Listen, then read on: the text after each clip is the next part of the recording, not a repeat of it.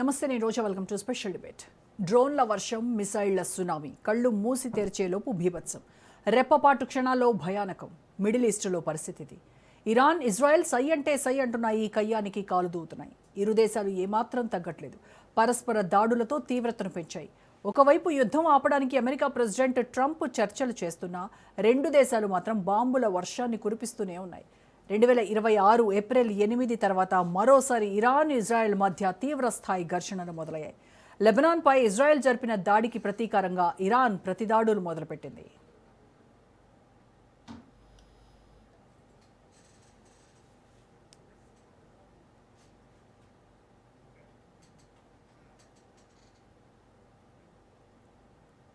Tehran దాడులకు స్పందించొద్దని America అధ్యక్షుడు Trump Israel ప్రధానికి ఫోన్ చేసి మాట్లాడారు. అయినప్పటికీ తగ్గేదేలే అంటూ నెతన్యాహు సైన్యం అడుగులు వేసింది. శాంతి ఒప్పందానికి చాలా దగ్గరగా ఉన్నామని ట్రంప్ గుర్తు చేశారు. అయినప్పటికీ నువ్వు చెప్తే నేను వినాలా అంటూ రెచ్చిపోయారు బెంజమిన్.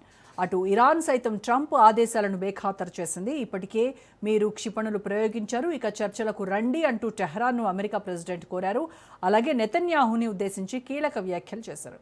ఇజ్రాయెల్ ఎదురుదాడి చేస్తే 47 ఏళ్ల నుంచి జరుగుతున్నదే మళ్లీ జరగడం ఖాయమన్నారు.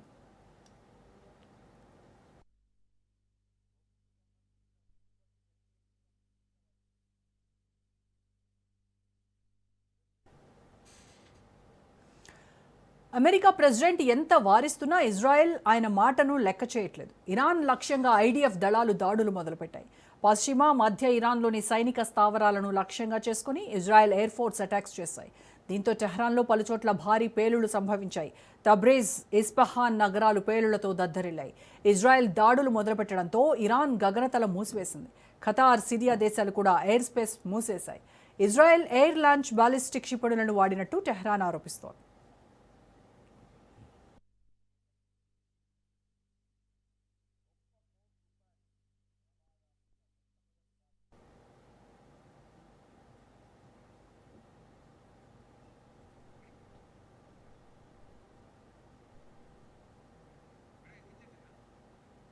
ప్రాంతీయ ఉద్రిక్తతలతో ఇరాక్ విమానయాన సంస్థ ఆదివారం రాత్రి నుంచే కఠిన నిర్ణయాలు అమల్లోకి తెచ్చింది. 72 గంటల పాటు గగనతలాన్ని మూసివేసినట్టు వెల్లడించింది. స్పెషల్ రిస్క్ మేనేజ్మెంట్ కమిటీ సమర్పించిన సాంకేతిక నివేదికలు, భద్రతా అంచనాల ఆధారంగానే అత్యవసర నిర్ణయం తీసుకున్నట్లు ఇరాన్ అధికారులు స్పష్టం చేశారు.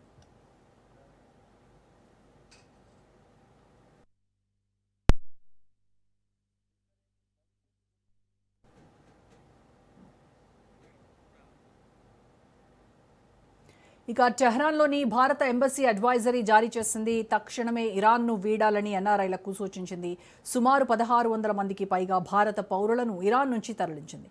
ఇటీవల పశ్చిమాసియా దేశాల నుంచి 6 లక్షల మంది భారత పౌరులు స్వదేశానికి తిరిగొచ్చినట్టు విదేశాంగ శాఖ వెల్లడించింది. ట్రంప్ మాటలను ఎందుకు నెతన్యాహు ఖాతరు చేయట్లేదు? ఈ విషయంపైనే ఇవాళ డిబేట్లో మనం చర్చిద్దాం. డిబేట్లో పార్టిసిపేట్ చేస్తున్నారు senior journalist and senior analyst Bandaru Rammohan Rao గారు. రామ్మోహన్ గారు నమస్కారం. నమస్కారం రోజా గారు. రామ్మోహన్ గారు, ట్రంప్ ప్రతిదాడి చెయ్యొద్దు అని ఇజ్రాయెల్ను అంత క్లియర్గా వార్నింగ్ ఇచ్చినప్పటికీ కూడాను ఎందుకు లెక్క చేయట్లేదు నెతన్యాహు? పైగా నువ్వు చెప్తే నేను వినాలా అన్నటువంటి ధోరణిలో వెళ్ళడం అనేది ఎందుకు ఈ రకంగా ప్రవర్తిస్తున్నట్టు? అంటే ఇది ఒక వ్యూహాత్మక నిర్ణయం అనుకోవాలా, లేదు అనంటే అమెరికాపై పెరుగుతున్నటువంటి ఒక పొలిటికల్ ప్రెషర్కు నిదర్శనంగా చూడాలంటారా? రోజా గారు, మీకు రాజ్ న్యూస్ ప్రేక్షకులకు నమస్కారం. ట్రంప్ మొండివాడే, అంతకంటే మొండివాడు ఇజ్రాయెల్ అధ్యక్షుడు నెతన్యాహు. అట్లాగే మరో మొండి దేశం ఏమో అటు ఇరాన్. ఈ మూడింటి మధ్యన ప్రపంచం నలిగిపోతుంది, ప్రజలు నలిగిపోతున్నారు. ఎందుకంటే ఇప్పటిదాకా చర్చలు అనే విషయంలో చేసిందంతా వృధాగా పోయింది, బూడిదలో పోసిన పన్నీర్ అయింది. చూసినాం మనం. ఇజ్రాయెల్ అధ్యక్షుడు నెతన్యాహు మీద అడ్డగోలుగా ట్రంప్ మాట్లాడారు. నిజంగా దానికి రివెంజ్ తీర్చుకుంటున్నారా? మీ ఇద్దరు ఒకటైతే మేము ఊరుకుంటావా అనే మాట అంటున్నారు. ఏమైందంటే బీవీ మియా రాజీ హోతో క్యాజీ క్యా కర్తే అని ఒక సామెత. మేమిద్దరం ఒకటైనాం, మీరు ఏం చేస్తారని అమెరికా అధ్యక్షుడు ఇజ్రాయెల్ రెచ్చగొట్టాడు. ఇరాన్ మేము మాట్లాడుకుంటాం, మీకు సంబంధం ఏంది అని ఒక రకం చెప్పానంటే, నువ్వు జైల్లో ఉండవలసిన వాడి, నిన్ను నేను రక్షిస్తున్నాను, నీ అవినీతి ఆరోపణల మీద ఎప్పుడూ జైలు పోవాల్సిన వాడి నువ్వు అని చెప్పి మన ఇజ్రాయెల్ అధ్యక్షుడిని అవమానించాడు మన ట్రంప్ కదా, మనం మాట్లాడి. దానికి రివెంజ్ తీసుకుంటున్నా అనిపిస్తుంది నాకు నెతన్యాహు. ఎందుకంటే ఈ మీ ఇద్దరు ఏకమైతే సమస్య మీరు చూసుకోండి, నా పని ఏం చేస్తాను. లెబనాన్ మీద దాడి చేసి మొదలుపెట్టిండు, కొంతవరకు లెబనాన్ నుంచి వెనక్కు నేను ఉపసంహరించుకుంటున్నాను, హిజ్బుల్లాను కంట్రోల్ చేయండి అని చెప్పి ఇరాన్ కూడా వార్నింగ్ ఇచ్చాడు. కానీ హిజ్బుల్లా మా చేతిలో లేదు, మేము ఏం చేయలేమని ఇరాన్ చేతులు ఎత్తిన తర్వాతనే ఇప్పుడు ఇక్కడ మళ్ళీ మొదలైంది అంటున్నాను. ఇప్పటిదాకా ఈ గత నెల 15 రోజులుగా ఏదైతే కాల్పుల విరమణ అనే పేరు మీద లోపడంతా ఉద్రిక్తతలు ఉన్నా కూడా కాల్పుల విరమణ ఒప్పందం కొనసాగుతున్నది అని పైకి సీన్ కల్పించారు. ఇప్పుడు పటాపంచలైంది. మీరు అన్నట్టు పౌర ఆవాసాల మీద నుంచి మొదలుకొని మొన్నటి నుంచి మొదలైంది. చూసాం కదా మనం, గతాల్లో ఒక విమానాశ్రయం మీద దాడి చేస్తే మన భారతీయులు ఒకరు చనిపోయారు, మరొక 16 మంది గాయపడ్డారు. మనం ఇరాన్ రాయబారిని పిలిపించి మరీ చెప్పాం, మనం నిరసన వ్యక్తం చేశాం కూడా, భారతీయులు చనిపోతున్నారని చెప్పి. ఇవాళ ఏమైందంటే మళ్ళీ మొదటికి వచ్చింది, కథ అంతా మళ్ళీ మొదటికే వచ్చింది. విడవమంటే కప్ప కోపం, పాము కోపం, కరవమంటే కప్ప కోపం అనే పరిస్థితి తయారైపోయింది. ఇప్పుడు అమెరికా చోద్యం చూసే పరిస్థితి అయింది. మేము ఇద్దరం ఒకటేనో మీ సంగతి ఏంది అని అడిగిన అమెరికానే ఇప్పుడు నిరుత్తరాలు అయింది. ఈ వరంగా చెప్పాలంటే నెతన్యాహుని ఏమి అనలేకపోతున్నట్టున్నారు. ఇకపోతే అసలు ఇజ్రాయెల్ కు ఇరాన్ కు ఒక పాముకు ముంగేసుకున్నంత వైరం. అసలు నిజంగా చెప్పాలంటే అమెరికా మన కందకు లేని దురద కత్తికెందుకు అన్నట్టు ఇప్పుడు అమెరికా పెద్దన్న పాత్ర వహించిపోయింది. కానీ అమెరికాకు ఇరాన్ కు కొత్తగా అసలు ఏం వైరం ఉంది చెప్పండి? పాతలు లేదు, కొత్తలు లేదా? గతంలో ఇరాకులో వేలు పెట్టినా, ఇవాళ ఇరాన్ లో వేలు పెడుతున్నా, అంతకుముందు ఆఫ్ఘనిస్తాన్ లో వేలు పెట్టినా, అంతకుముందు చాలా పూర్వకాలంలో వియత్నాంలో వేలు పెట్టినా అమెరికా దుందుడు చర్యల వల్ల నష్టపోతుంది తప్ప ఇంకోటి ఏం లేదు. ఇజ్రాయెల్ కోసం అమెరికా పోవాల్సిన అవసరం లేదు. ఇజ్రాయెల్ మనకు ఇరాన్ కొట్లాడుకుంటుంటే ఓ రకంగా చెప్పాలంటే మధ్యవర్తిగా ఉండి పరిష్కరించాల్సిన అమెరికా మధ్యవర్తిగా ఉండాల్సిన వాడు యుద్ధానికి తానే తెగబడి ఇజ్రాయెల్ కంటే స్వామి భక్తి, రాజు కంటే రాజభక్తి ఎక్కువ చూపించినట్టు ఇజ్రాయెల్ తరఫున తానే యుద్ధంలో దిగింది తప్పు కదా అమెరికా. అందుకని ఇప్పుడు ఏమైందంటే తాను పెంచి పోషించిన నెతన్యాహును తాను ఆపలేకపోతున్నాడు. ఇవాళ సమస్య అక్కడ వస్తున్నట్టున్నారు. పోనీ ఆపలేకపోతున్నాడు, కనీసం నెతన్యాహుతో మంచిగా ఉన్నాడా అంటే అడ్డగులు గమన తిట్టాడు. చూసాం కదా. ఇది ఒకటి కొత్త కూడా కాదు రోజా గారు. ఇప్పుడు మనకు అమెరికా అధ్యక్షుడు పనితీరు కొత్త కూడా కాదు. ఇజ్రాయెల్ అధ్యక్షుడు ఎట్లా ఆహ్వానించిండో మొన్నటిదాకా మనకు రష్యా ఉక్రెయిన్ యుద్ధంలో కూడా ఉక్రెయిన్ అధ్యక్షుడు జెలెన్స్కీని కూడా అట్లాగే ఆహ్వానించింది కదా.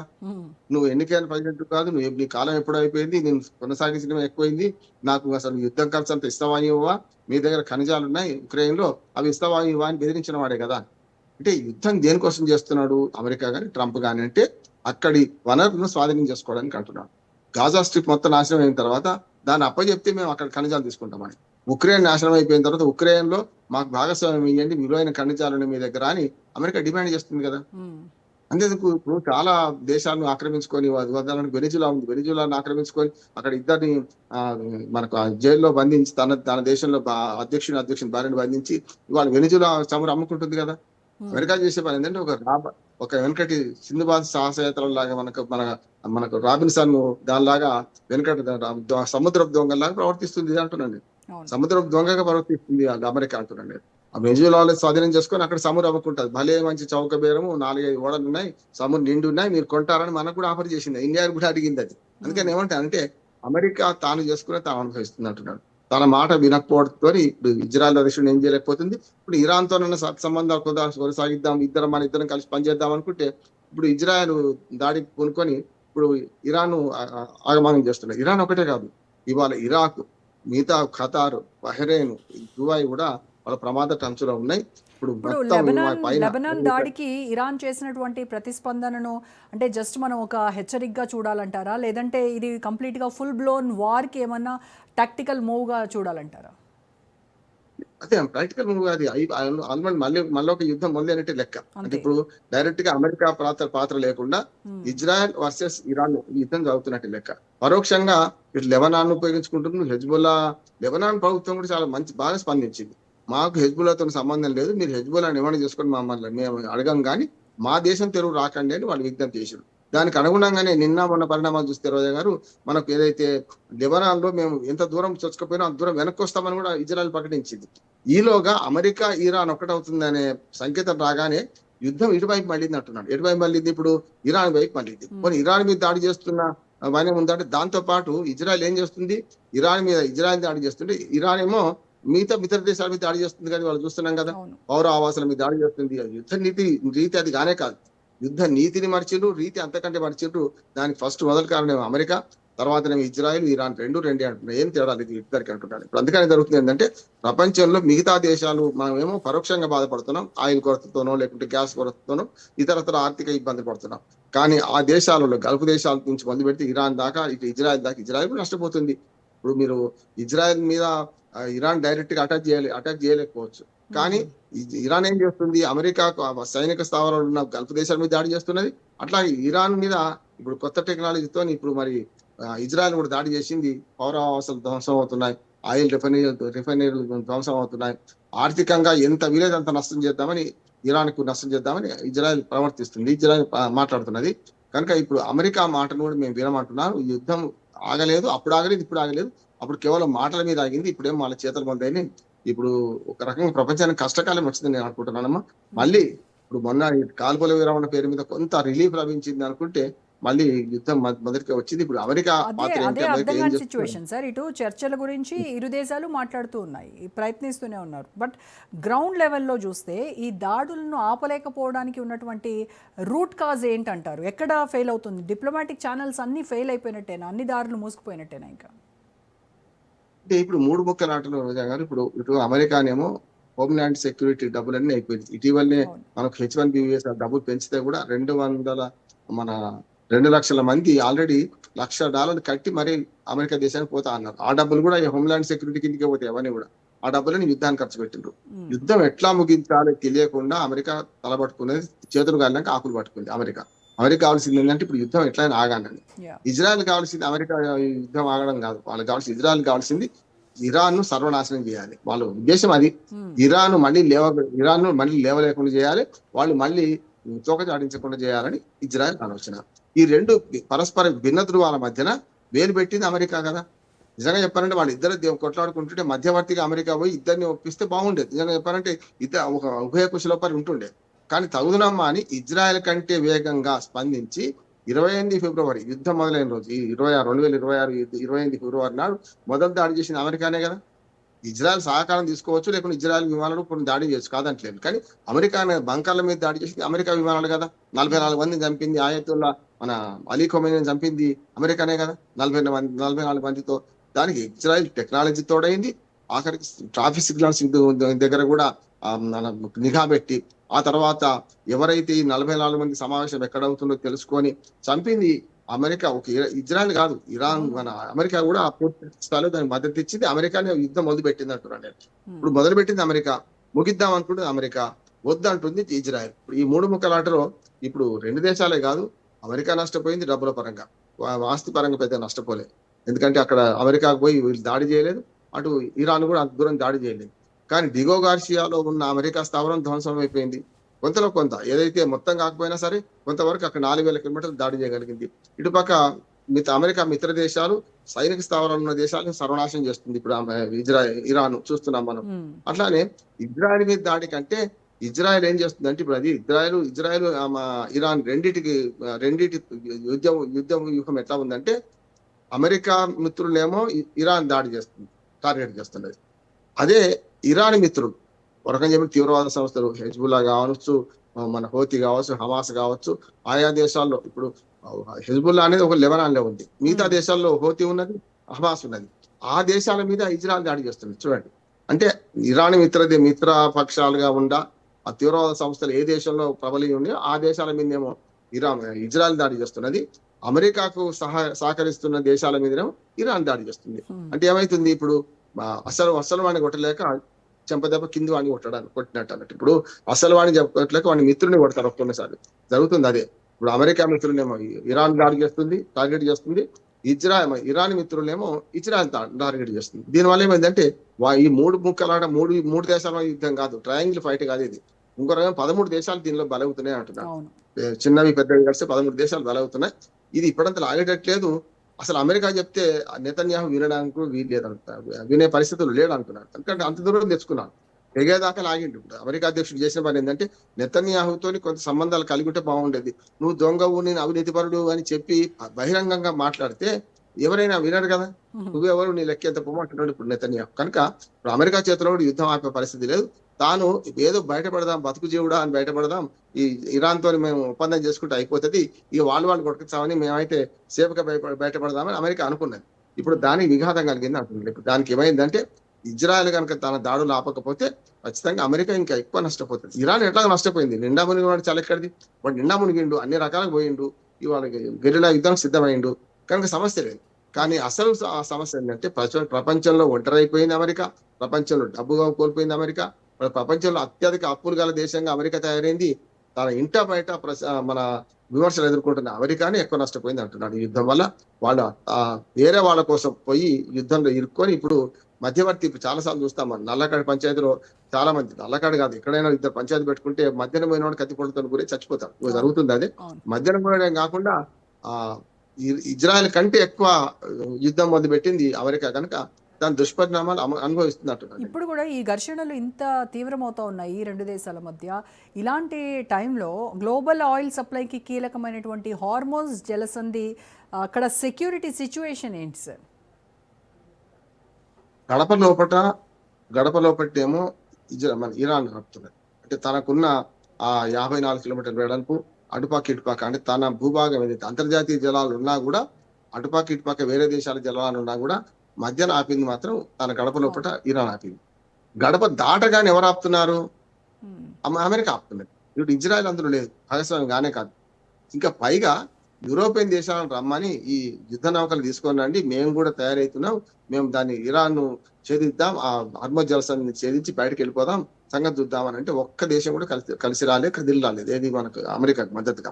కానీ ఇప్పుడు ఏమైందంటే గడప లోపలినేమో ఇరాన్ ఆపుతుంది, గడప యువతలకు వచ్చిన తర్వాతనేమో ఇటు పక్కన అమెరికా ఆపుతుంది. అందుకని చూడండి కొన్ని మన మన చమురు నౌకల్ని ఇరాన్ రిలీజ్ చేస్తుంది. అంటే చాలా సేఫెస్ట్ గా వాళ్ళకి సెక్యూరిటీ ఇచ్చి ఎవరికైనా చెప్పండి ఎస్కార్ట్ ఇచ్చి వాళ్ళు బయటకు తీసుకొస్తున్నారు. తీసుకొచ్చిన దాన్ని బయటకు రాగానే నా పని అయిపోయిందని ఈ ఇరాన్ భద్రతా దళాలు వెనక్కి వెళ్ళిపోతున్నాయి. ముందుకు వచ్చిన దాన్ని పట్టుకోవడానికి ఏమో ఇప్పుడు అమెరికా సిద్ధంగా ఉంది. అమెరికా కూడా ఏం చేస్తుంది, వాళ్ళకి ఇష్టమైన వాళ్ళ నౌకలు విడిచిపెడుతుంది, లేకపోతే దాడి చేసే ప్రయత్నం చేస్తుంది. చూసాం కదా ఇరాన్ సెక్యూరిటీ దళాల మీద కూడా అమెరికా ఈ 2-3 మన నౌకల మీద దాడి చేసింది ఈ మధ్యనే చూసుకుంటే, అంటే బయటకు వచ్చిన తర్వాత. అందుకనే ఇరాన్ యొక్క కొన్ని చిన్న చిన్న దీవుల మీద కూడా దాడి చేసింది, సముద్ర బావుల మీద దాడి చేస్తున్నది. అంటే యుద్ధం ఎక్కడ ఆగనే మనకు పైకి కనిపించేది కాల్పుల విరమణ కొనసాగుతుంది అనిపిస్తుంది. కానీ ఇప్పుడు మళ్ళీ ఇజ్రాయెల్ దాడితో మళ్ళీ యుద్ధం మళ్ళీ ప్రారంభమైనట్టు లెక్క. ఇప్పుడు ఒక సాంకేతికంగా తప్పించుకోవడానికి మాత్రమే యుద్ధం ఆగింది అని నిరూపించుకునే ప్రయత్నం అమెరికా చేస్తుంది. శాంతి చర్చల ఒప్పందం మీద ఇది సాంకేతికంగా అమెరికాను సెక్యూరిటీ మన అయితే హౌస్ ఆఫ్ రిప్రజెంటేటివ్స్ అట్లానే రేపు కాంగ్రెస్ లో మీటింగ్ జరగబోతుంది. ఇప్పుడు హౌస్ ఆఫ్ రిప్రజెంటేటివ్స్ ఇప్పటికే వ్యతిరేకించిన యుద్ధం మొదలు పెట్టడం తప్పు మీది 60 రోజులు జరిగింది కనుక మా ప్రమేయం లేకుండా మా అనుమతి తీసుకోకుండా మీరు చేసిండు అని అభిశంసించింది ఓ రకంగా చెప్పాలంటే. సరే వీటో పవర్ ఉంది కనుక అమెరికా అధ్యక్షుడికి రేపు పొద్దున కాంగ్రెస్ లో ఓడిపోయినా కూడా అది సమర్థించుకోవడానికి వీలున్నది. అన్ని 2 సభలను వీడియో చేసుకుంటూ తాను యుద్ధం మొదలుపెట్టింది కరెక్టే అనొచ్చు. కానీ అమెరికా అధ్యక్షుడు తప్పించుకోవడానికి ఏం చేస్తున్నారంటే 2 రోజుల ముందే 60 రోజులు దాటితే కదా మీ పరిధి వచ్చేది, 58 రోజులకి మేము యుద్ధం విరమణ కోసం కాల్పుల విరమణ చేసినాం, కనుక యుద్ధం 60 రోజులు దాటితే కదా మీ పరిధి వచ్చేదని సాంకేతికంగా తప్పించుకుంటున్నాం. కానీ సాంకేతికంగా తప్పించుకుని నైతికంగా తప్పించుకోలేడు కదా. అందుకని నైతికంగా 2 చోట్ల తప్పించుకోలేకపోతున్నాడు అమెరికా అధ్యక్షుడు. నెంబర్ 1 తన హౌస్ ఆఫ్ రిప్రజెంటేటివ్స్ మీద దగ్గర, అట్లాగే కాంగ్రెస్ లో మళ్ళీ ఇప్పుడు 100 మంది మెంబర్లే 52, 57 ఒక ఇద్దరు వేరే ఉన్నారు కనుక అక్కడ తప్పించుకోగలిగినా కూడా రేపు పొద్దున నైతికంగా మాత్రం తన బాధ్యత వహించాల్సి వస్తుంది. ఇంకొక దగ్గర నైతికంగా బాధ్యత వహించాల్సిందంటే ఐక్యరాజ్య సమితి దగ్గర. ఐక్యరాజ్య సమితి నుంచి భద్రతా మండలి నుంచి అన్ని విజ్ఞప్తులు పంపి ఇరాన్ వినడం లేదు, ఇరాన్ దగ్గర అణుబాంబులు ఉన్నాయి, రేపు పొద్దున పిచ్చివాడి చేతిలో రాయి, ప్రపంచానికి అంత నష్టం అని ఒక ప్రపోజల్ పెట్టి నిజంగానే ఏ మాట వినడం లేదు, మా మీద దాడి చేస్తుందండి. ఫస్ట్ ఎవరు దాడి చేయాలి? ఇరాన్ దాడి చేసింది అన్నప్పుడు ప్రతి దాడి చేయడానికి పర్మిషన్ తీసుకోవాలి. యుద్ధ తంత్రం అది, యుద్ధ నీతి అది, ఐక్యరాజ్య సమితి రూల్స్ అవి స్పష్టంగా పెట్టి యుద్ధం మొదలు పెట్టే ముందు ఈ ప్రాసెస్ ఇంతవరకు కూడా వచ్చేవి కాదు కదా సార్. లేదు, కానీ అదే ఐక్యరాజ్య సమితి వన్ సైడ్ అయిపోయింది. ఒక రకంగా చెప్పాలంటే COVID-19 లోనేమో చైనాకు సపోర్ట్ చేసిందని అమెరికా అధ్యక్షుడు మొత్తం నిధులు ఆపిన ఐక్యరాజ్య సమితిని ఇష్టం ఉండేది భద్రతా మండలిని, కానీ WHO ముఖ్యంగా WHO తూలనాడింది కదా, అయిపోయింది దానికి. మేము ఇచ్చే సహాయం కూడా తక్కువ చేస్తామన్నారు. బాబు అట్ట కాదు, మేము చైనాకి అనుకూలంగా లేవు, మీకు కూడా అనుకూలంగా ఉన్నాం అని చెప్పుకోవాల్సి వచ్చింది. ఐక్యరాజ్య సమితి ముఖ్యంగా WHO వరల్డ్ హెల్త్ ఆర్గనైజేషన్ చెప్పుకోవాల్సి వచ్చింది. అందుకనే భద్రతా మండలితో సహా ఐక్యరాజ్య సమితిలో ఏ వింగ్ కూడా సరిగ్గా పనిచేస్తలేవు. సరే చిన్న పిల్లల గురించో లేకుండా మా ప్రపంచవ్యాప్తంగా సామాజిక సేవ చేస్తానికి పనికొస్తుంది తప్ప ప్రపంచంలోని 2-3 దేశాల మధ్య యుద్ధాలు ఆపలేకపోతుంది.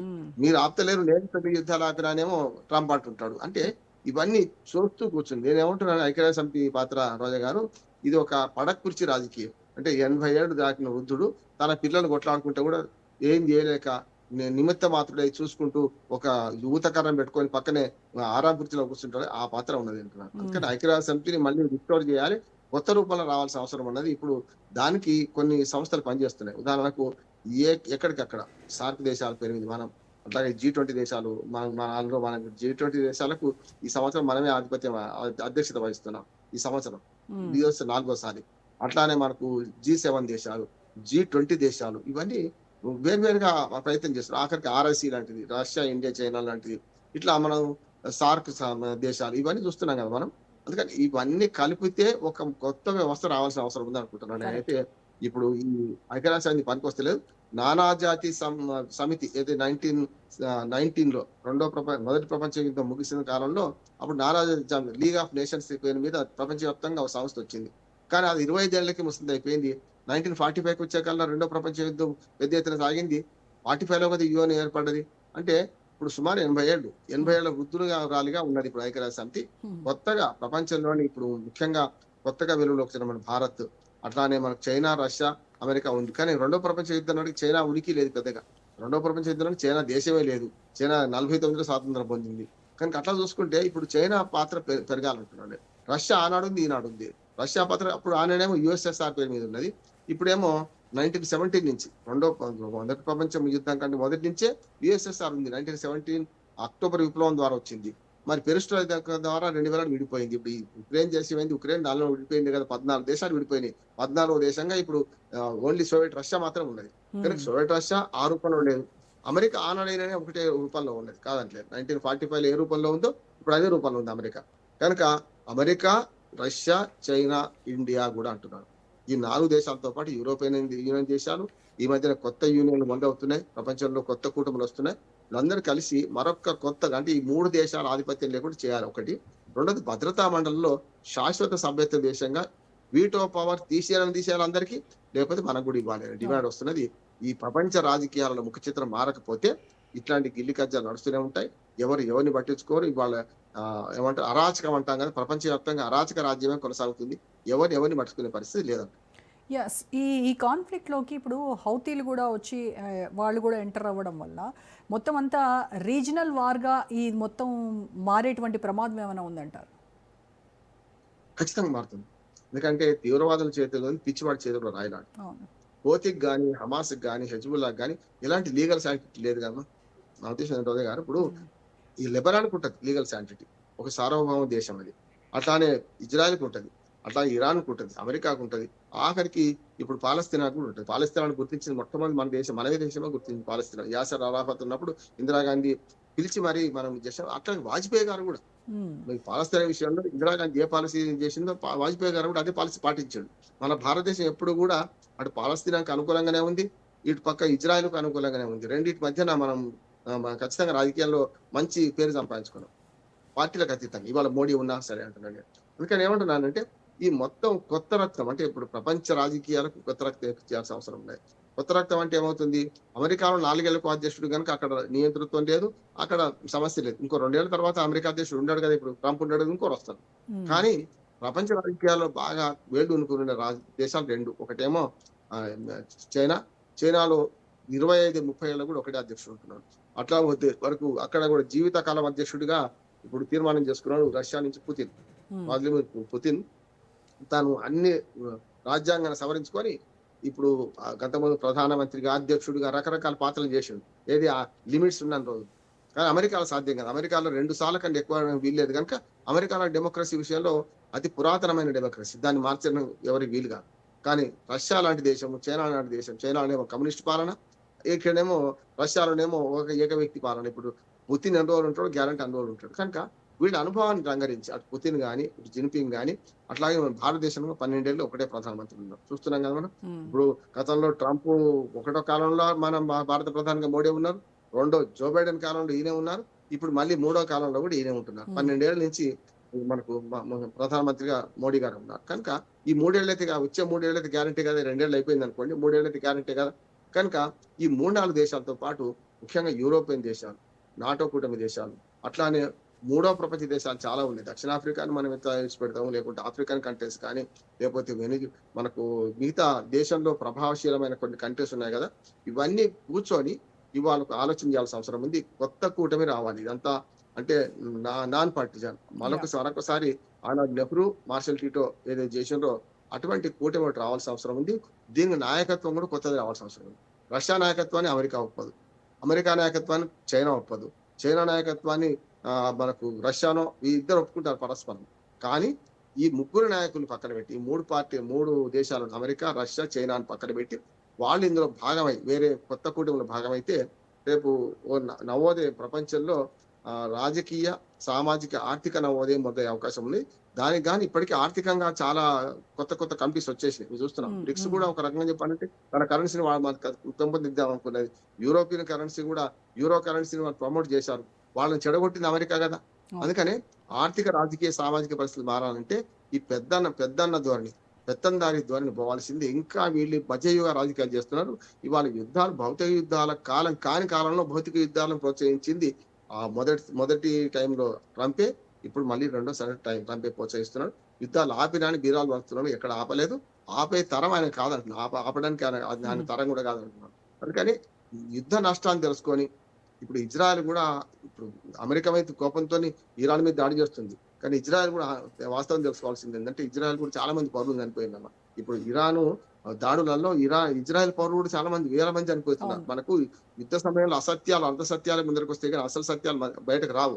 కనుక మనకు లోపల ఏం జరుగుతుందో తెలుస్తలేదు. కనుక ప్రపంచానికి ఈ యుద్ధం ఆగే పరిస్థితి కావాలంటే కొత్త శక్తులు ఈ రాజకీయ మన ప్రపంచ ఆధిపత్య ధోరణి అరికట్టి కొత్త శక్తులు ముందుకు రావాల్సిన అవసరం ఉంది. చూద్దాం. అంటే ముహూర్తం ఆసన్నమైన భావాలను ఎవరు మార్చలేరు అంటందుకు ఇప్పుడు అందరము బాధితులం కాకుండా నిజంగా విజేతలం కావాలంటే మాత్రం అన్ని దేశాల సహకారం తీసుకొని కొంతవరకు ముందుకు వస్తే బాగుంటుంది. ఇప్పటికే చైనా, రష్యా ముందు పెట్టింది. కొంతవరకు ఇరాన్ కంట్రోల్ చేస్తాం మేము, మీరు తగ్గండి అని అమెరికా చెప్పి దానిలో కొంచెం ఫలితం వచ్చింది. కానీ ఇజ్రాయెల్ కంట్రోల్ దేశం అమెరికా కూడా చేయలేకపోతుంది కదా. ఇజ్రాయెల్ ఎవరు కంట్రోల్ చేయాలి అనే ఇప్పుడు పెద్ద చిక్ ప్రశ్న, జిలేబీ కచ్చెక్కర్ అంటున్నాను. Right sir, thank you so much Rammohan గారు. రైట్, ఇది ఇవాల్టి special debate. Stay tuned to Raj news.